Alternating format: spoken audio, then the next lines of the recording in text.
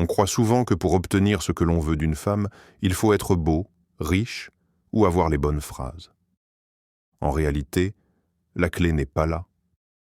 Dans chaque interaction, il existe une dynamique subtile. Soit vous êtes celui qui inspire et attire naturellement, soit vous êtes celui qui court après et finit par s'épuiser. Et si je vous disais qu'il existe une manière d'inverser ce rapport, sans manipulation, sans mensonge, mais simplement en changeant votre posture intérieure? Aujourd'hui, on va parler de ces principes que presque aucun homme ne maîtrise, et qui font que, lorsque vous les comprenez, les femmes ne se contentent pas d'accepter votre présence. Elles y tiennent, de la demande à l'attente. Dans la plupart des interactions, la frontière entre la demande et l'attente est invisible, mais elle change tout. Imagine deux hommes dans la même pièce.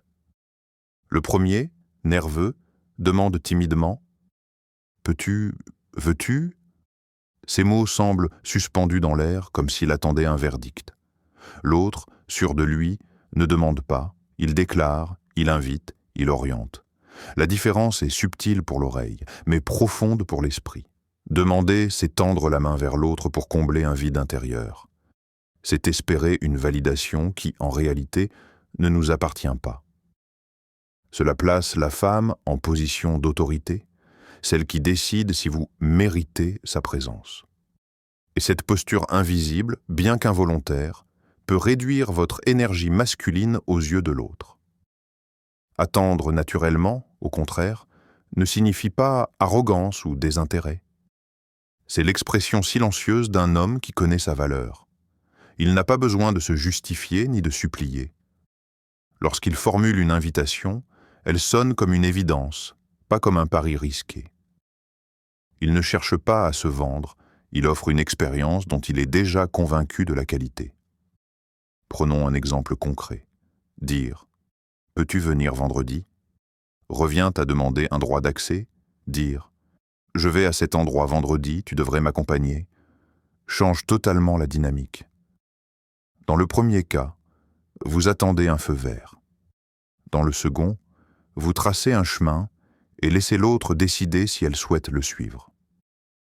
Cette posture attire parce qu'elle inspire sécurité. Une femme ne se sent pas rassurée par un homme qui navigue à vue, qui hésite à chaque pas. Elle est naturellement sensible à celui qui tient fermement le gouvernail, même dans les tempêtes. La certitude n'est pas seulement séduisante, elle est rassurante. Mais attention, il ne s'agit pas de jouer un rôle ou de forcer une façade de confiance. Cela vient d'un alignement intérieur, d'une conviction réelle que votre temps et votre énergie ont de la valeur. Un homme qui sait cela ne cherche pas à gagner une rencontre, il invite à y participer. La clé est de comprendre que vous n'êtes pas en compétition pour être choisi. Vous êtes en train de créer un espace où l'autre peut venir naturellement, attiré par votre stabilité et votre clarté. Et cette clarté se lit dans vos mots, votre posture, votre regard. La certitude est comme une lumière. Elle n'a pas besoin de crier pour être vue. Elle se remarque, elle se ressent. Et dans le jeu subtil de l'attraction, elle vaut plus que 1000 promesses ou compliments soigneusement choisis.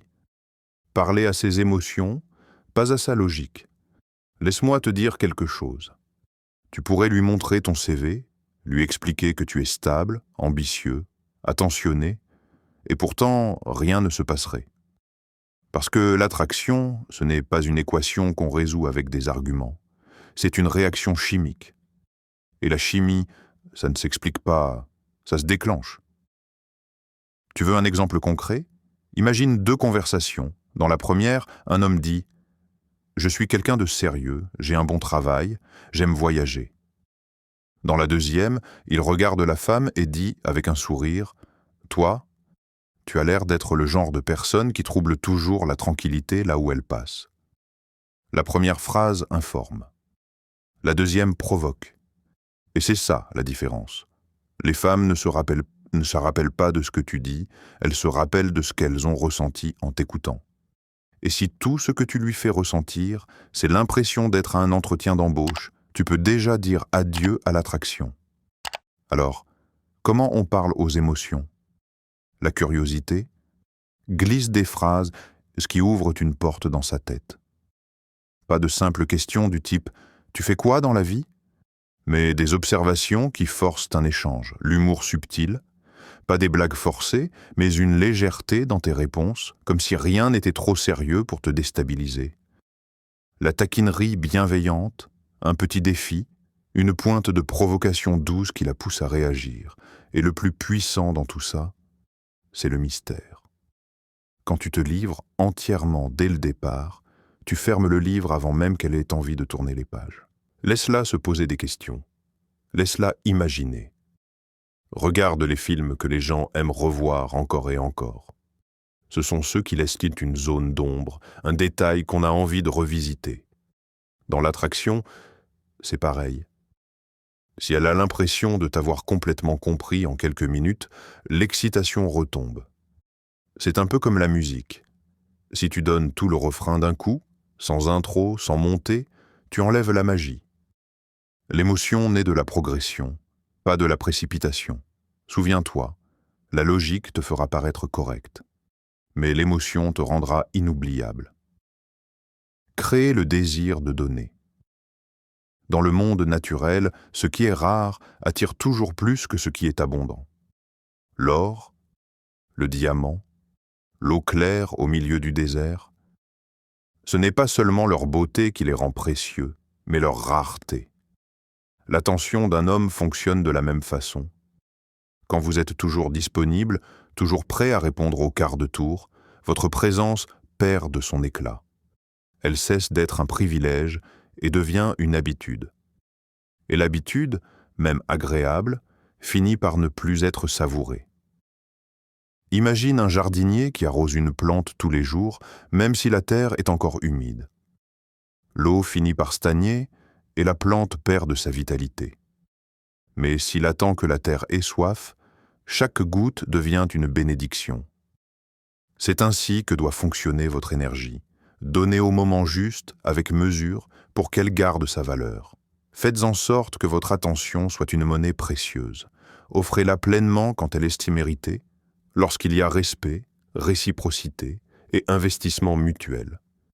Mais lorsque l'effort faiblit, retirez-vous en silence, sans colère ni drame. L'absence, parfois, en dit plus long que 1000 discours. Et il y a plus subtil encore, l'art de planter une idée. Les plus grands stratèges savent que l'on peut inspirer quelqu'un à agir non pas en lui demandant, mais en semant en lui le désir de prouver quelque chose. Vous pouvez dire « Tu as l'air de savoir cuisiner mieux que quiconque, j'aimerais voir ça ». Ce n'est pas une demande, c'est un défi enveloppé dans un compliment. Et tout à coup, ce n'est plus votre souhait, c'est son envie. C'est ainsi que vous transformez l'échange. Elle ne se contente plus de recevoir, elle veut contribuer. Elle devient actrice dans la relation et non spectatrice passive. Et quand une personne agit pour mériter quelque chose, ce quelque chose prend une valeur immense à ses yeux. Rappelez-vous, ce qui est offert sans condition finit par être perçu comme acquis. Mais ce qui demande un effort, même léger, est chéri. Dans ce jeu subtil, vous n'êtes pas celui qui donne sans compter, ni celui qui retient tout par calcul. Vous êtes celui qui sait que chaque geste, chaque moment partagé, doit avoir un poids, un sens, une rareté. Et cette rareté, loin de créer de la distance, nourrit le désir. Ne jamais négocier pour de l'attention. Si tu dois expliquer pourquoi tu mérites d'être dans sa vie, c'est déjà terminé. L'attraction ne se négocie pas. Elle est là ou elle ne l'est pas. Et chaque fois que tu cherches à convaincre, tu inverses le rapport de force. Tu deviens celui qui quémande, et elle, celle qui choisit si elle t'accorde quelques miettes. Regarde la vérité en face. Si tu dois courir après quelqu'un, c'est qu'il s'éloigne déjà. Et plus tu cours, plus il ou elle s'éloigne vite. Ce n'est pas de l'amour, ce n'est pas de l'intérêt, c'est une course perdue d'avance. Il faut te fixer des règles claires. La première, si elle se retire une fois, tu adaptes ton énergie.